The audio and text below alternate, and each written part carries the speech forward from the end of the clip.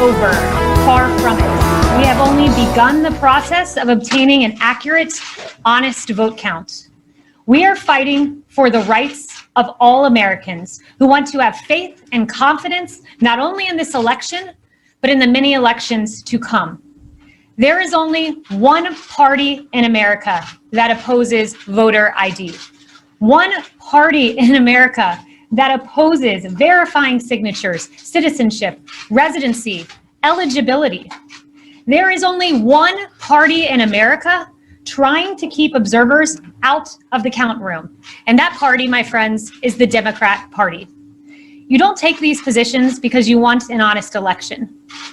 You don't oppose an audit of the vote because you want an accurate count. You don't oppose our efforts at sunlight and transparency because you have nothing to hide. You take these positions because you are welcoming fraud and you are welcoming illegal voting. Our position is clear. We want to protect the franchise of the American people. We want an honest, accurate, lawful count. We want maximum sunlight. We want maximum transparency.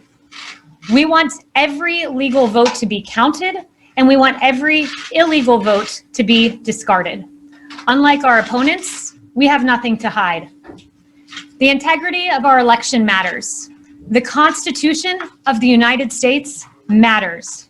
What we have seen across the country is Democrat officials systematically trying to do an end run around the Constitution to tip the scales of the election in their favor. As Justice Gorsuch wrote in DNC versus Wisconsin State Legislature, our oath to uphold the Constitution is tested by hard times, not easy ones. Last-minute changes to long-standing election rules risk other problems too, inviting confusion and chaos and eroding public confidence in electoral outcomes. Pennsylvania is a case study in just this. Allow me to just broadly review 3 points that have happened in Pennsylvania. Number one, in Philadelphia, poll watchers who are legally permitted to be there and observe the vote count were blocked from observing the count. Our poll watchers were put behind barricades in a massive room.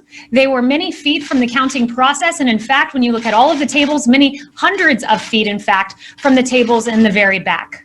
They were completely in the dark, completely unable to oversee the vote count, as was their legal right. An observer on the scene described it this way. Imagine being on a football field. You're on the 10-yard line and expected to make a call in the end zone on the other side of the field. It is unacceptable.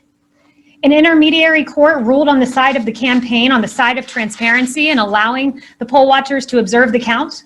But what did the Democrat Pennsylvania Supreme Court do?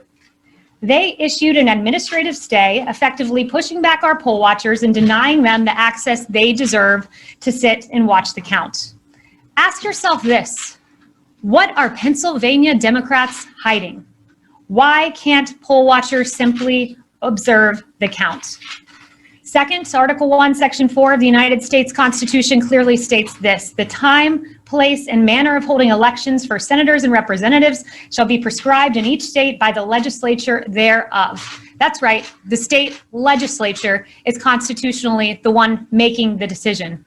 But the Supreme Court of the Commonwealth of Pennsylvania, Kathy Boockvar, and the Democrat-tilted Pennsylvania Supreme Court have continually disregarded the Constitution, making decisions clearly in the domain of the Pennsylvania legislator.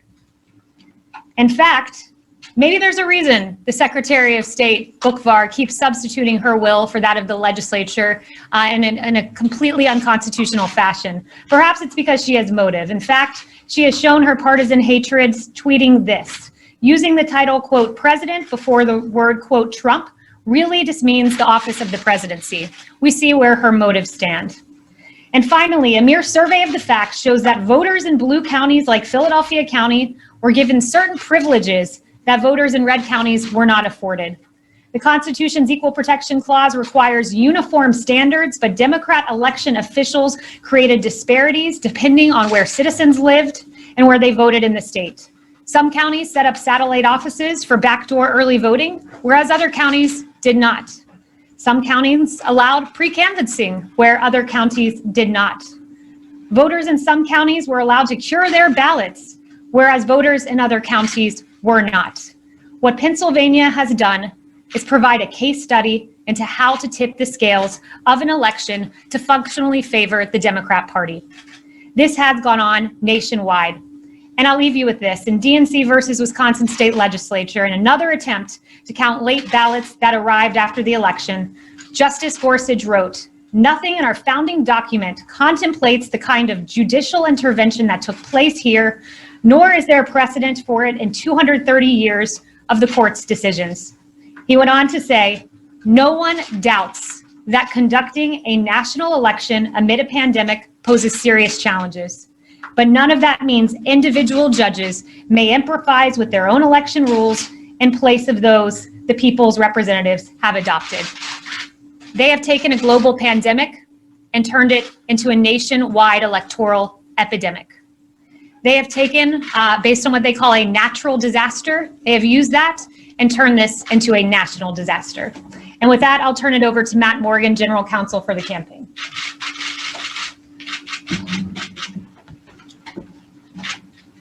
Thank you, Kaylee.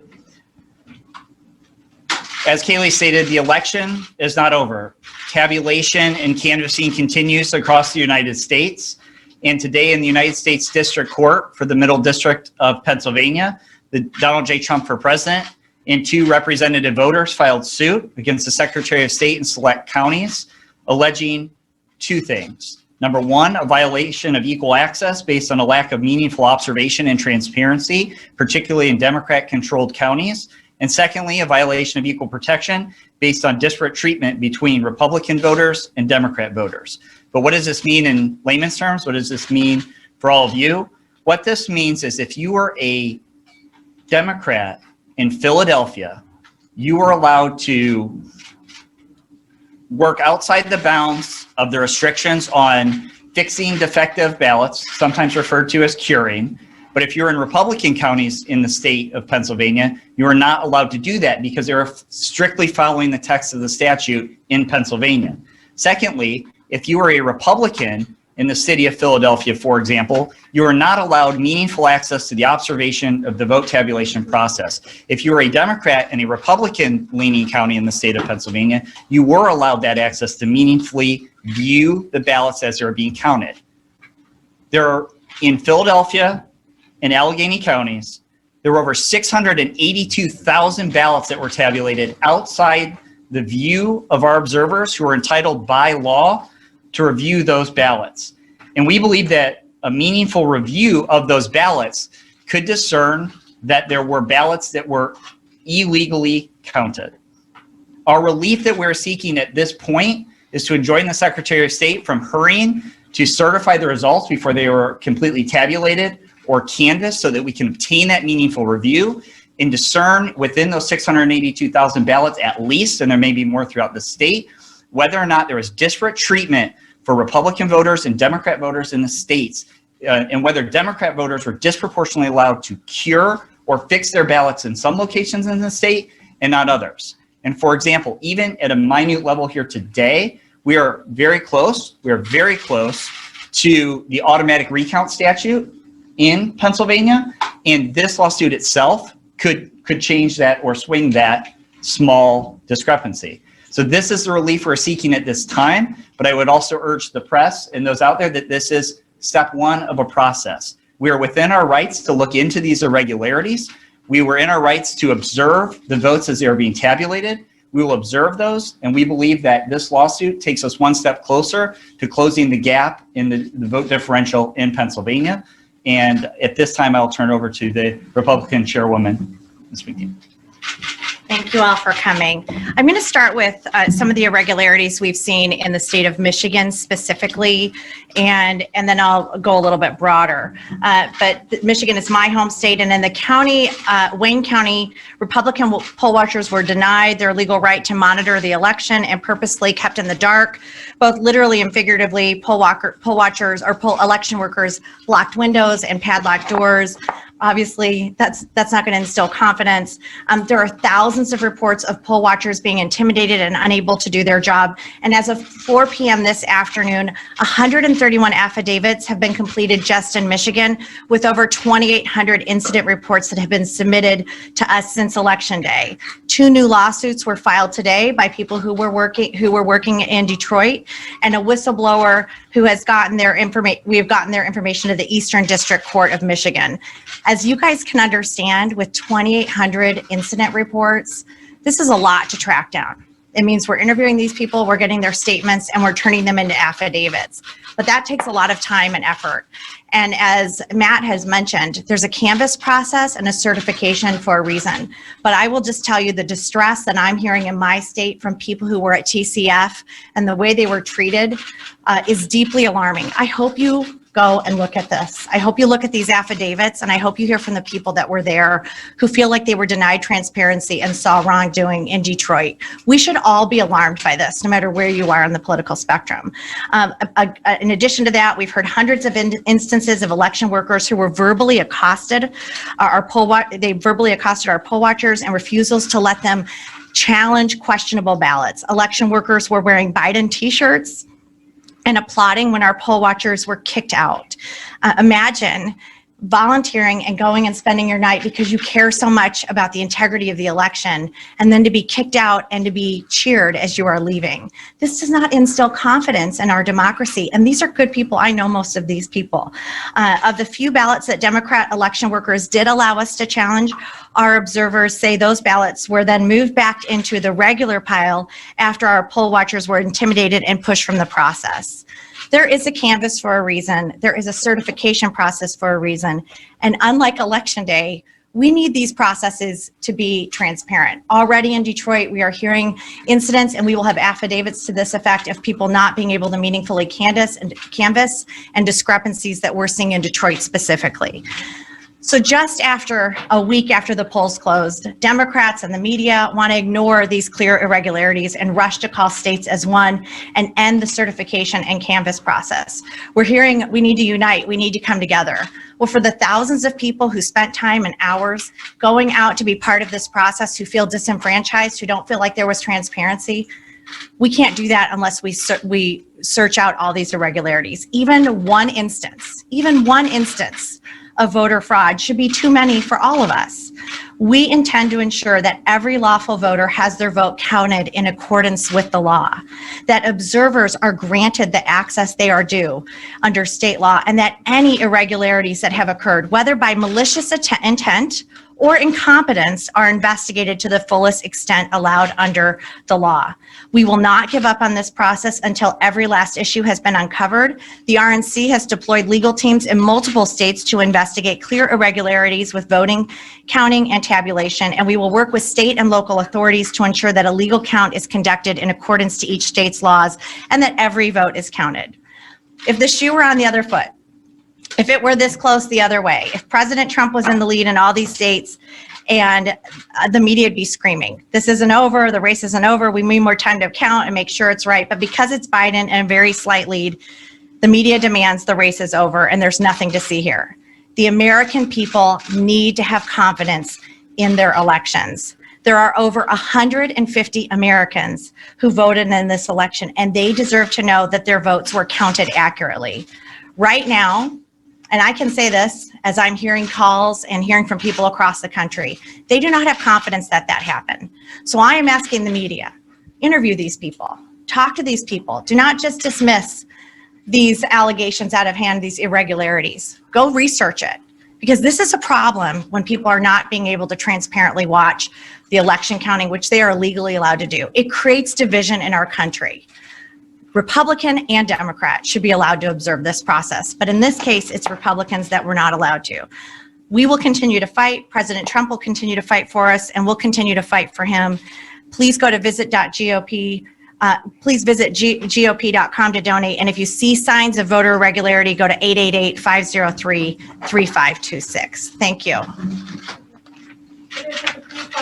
We'll take a few questions. Yep. Sounds like, do you know that fraudulent votes were actually cast Or are you simply saying, we don't know because we couldn't see it? Look, what we are asking for here is patience. Rana just mentioned to you the more than, I believe it was 130 affidavits in Michigan alone. We're aware of all the reports of thousands of votes in Nevada that were cast by those who are not eligible. We're hearing these reports. We're seeing them come in. We are vetting them. We are getting affidavits. So right now, we would point you to all of that. That information is publicly available. But what we're asking for right now is patience as we explore these equal protection claims, among others. Can I add that? Let me just add a couple things in this recent lawsuit. One, we do have a whistleblower, which I discussed earlier this week, who was in Detroit as an election worker, not as a Republican poll watcher, who under affidavit says that they were told to backdate ballots, that their supervisor came and they were there on November 4th. Ballots that came in with no date, they were told by the supervisor, backdate the ballots to November 2nd or November 3rd so they will count. So that has been submitted to the to the U.S. Attorney in the Eastern District of Michigan. That is via affidavit. If you look at the recent lawsuit, and Mike Reed can get you the information on this lawsuit, let me just share. An election employee with the city of Detroit working at a polling location for 3 weeks prior to the election. This city of Detroit employee directly observed on a daily basis other city of Detroit election workers and employees coaching voters to vote for Joe Biden and the Democrat Party. This employee witnessed these workers and employees encouraging voters to do straight Democrat ballot and witnessed these election workers and employees going over to the voting booths with voters in order to watch them vote and coach them who to vote for. During the last 2 weeks, while this same employee was working at the polling location, she was specifically instructed by her supervisors never to ask for a driver's license or any photo ID when a person was trying to vote. And as absentee ballots that existed all absentee ballots that existed were required to be input into the QVF system by 9 p.m. on November 3rd, 2020. This was required to be done in order to have a final list of absentee voters who returned their ballots prior to 8 p.m. on November 3rd, 2020. In order to have enough time to process the absentee ballots, all polling locations were instructed to collect the absentee ballots from the drop box once every hour on November 3rd.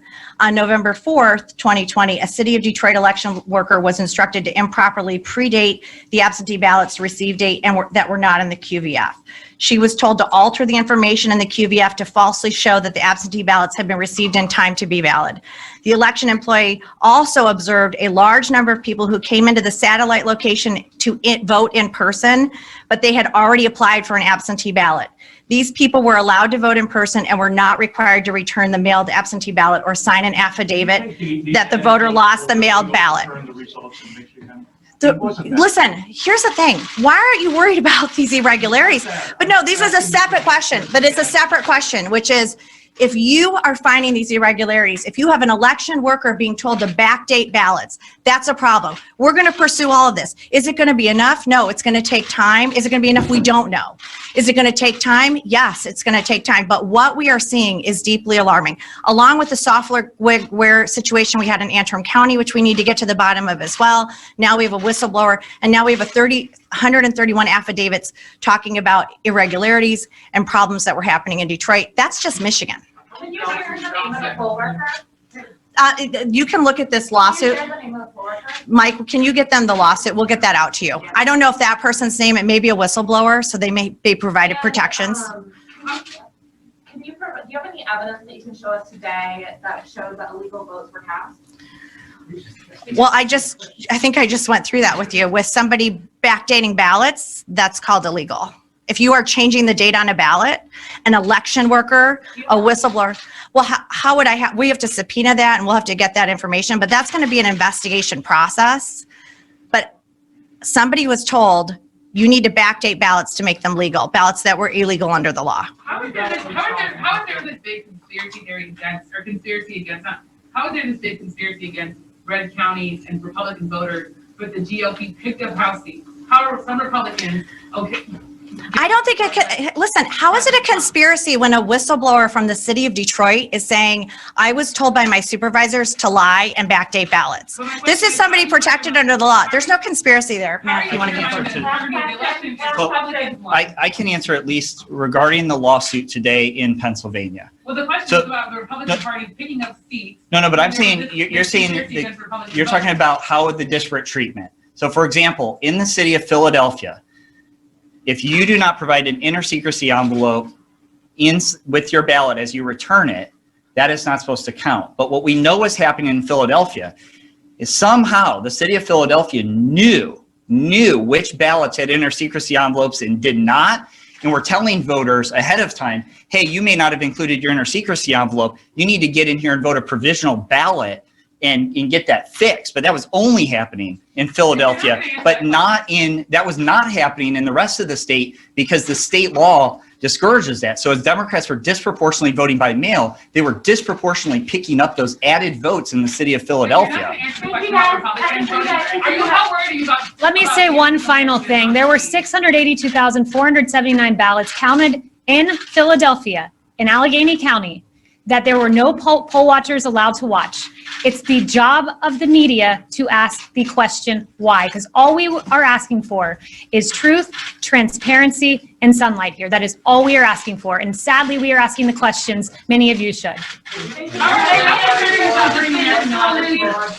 Because there are news organizations that are making declarations about who's won the presidency and so forth. So I want to unravel this slowly but surely, because we live in a constitutional system, not a PR system, not a left-wing system, but a constitutional system.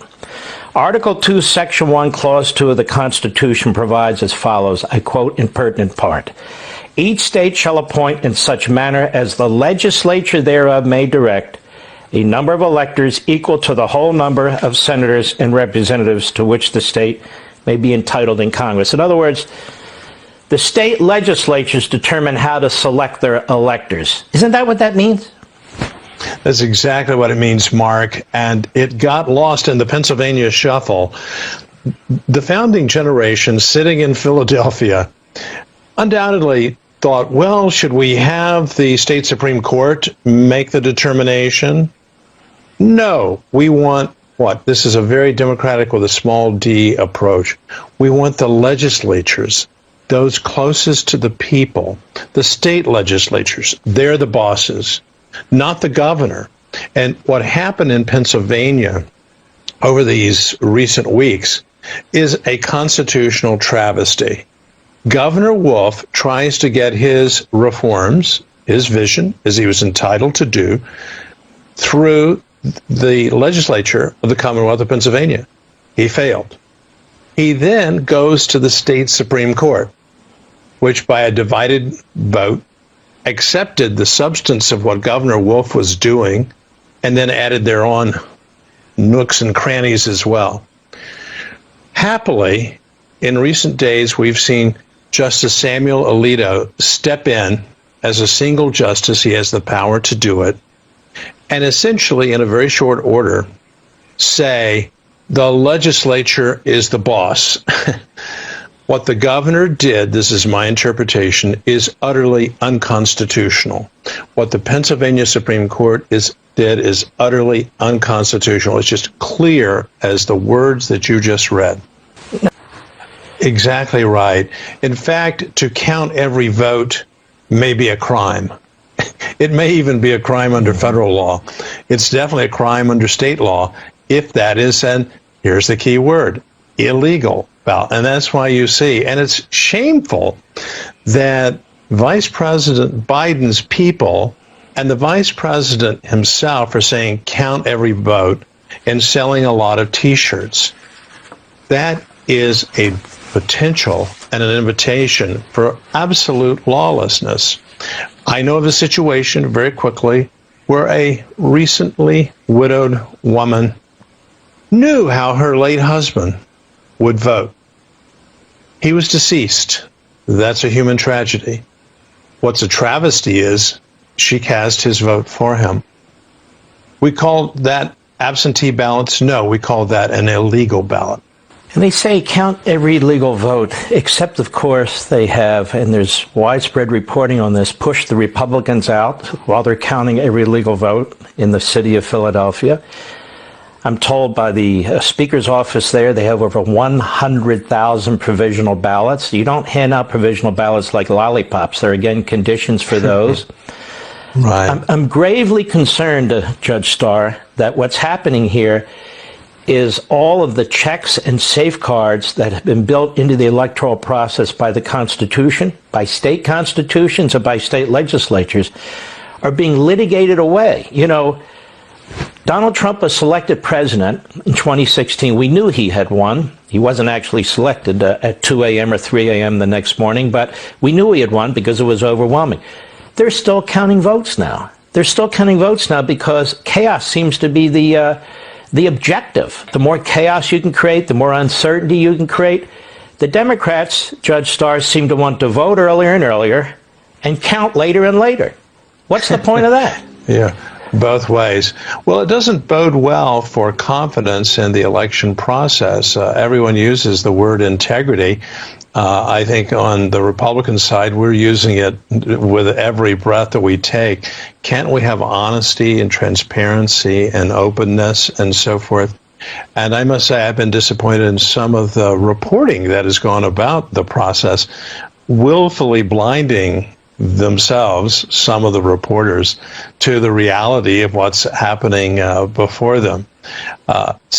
Yes, what's happening, I think, in a limited number of cities, but they're all large cities, and certainly two of those large cities have a history, Detroit and Philadelphia, a sordid history of voter fraud and convictions. We're not talking about allegations and political rhetoric. We're talking about the judicial process having resulted in criminal convictions, including, in times past, the sitting state Senate majority leader who hailed from Philadelphia went to jail because of voter fraud. So failing to insist on checks and balances, sunshine, please let the sunshine in, and that's in the form of these observers who have meaningful access. It's not access, right, Mark, if you're in the cavernous convention center and you really can't see 60 yards away what's going on. That's form over substance. The U.S. Supreme Court. So this matter presents itself to the United States Supreme Court. So in my mind, three things can happen. One, they don't take it up in full, even though I strongly feel they should. Hopefully there's 4 justices, as I understand it, that are required. Number two, Sam Alito, and hopefully a majority, will say, okay, those segregated votes, they were segregated out. Those are unconstitutional. Don't blame us. Don't blame the legislature. You can blame the governor, and you can blame your state court. Or number three, that nobody's thinking about, and I don't particularly like it. The court could say, look, those segregated votes from our perspective are unconstitutional, but we're going to leave it to the United States Congress to determine whether they're unconstitutional or not, and the state legislature is free to send its own list of electors based on the original statutory election laws. We'll now know how many because they're segregating the votes. If in fact the President of the United States won under the existing law before it was changed by the state Supreme Court. In other words, there could be 2 sets of electors set, one certified by the governor, one certified by the legislature under the federal Constitution, and Congress can sort it out. What do you think of those 3 possibilities? Right. Heaven forbid for 2 of them. On the one that I think is the more or most likely is that the Supreme Court will now do its duty in the Pennsylvania case, because it was very clear from the outset that what the governor did and what the state Supreme Court did was utterly unconstitutional. So it's a lawless act. And at this stage, the Supreme Court has a solemn duty in light of the nature of the issue and the stakes at hand, has to take the case. And I think, by the way, the earlier determination by Justice Alito to call a halt to any counting, if that had begun, of these set-aside ballots, the ones that I view as illegal. They're just illegal. They don't and should not count. His determination to do that is a signal. It's not an assurance, but it's a signal that a majority of the Supreme Court would uphold what Justice Alito has done. We'll see. That's a guess, but it's a reasonably educated guess.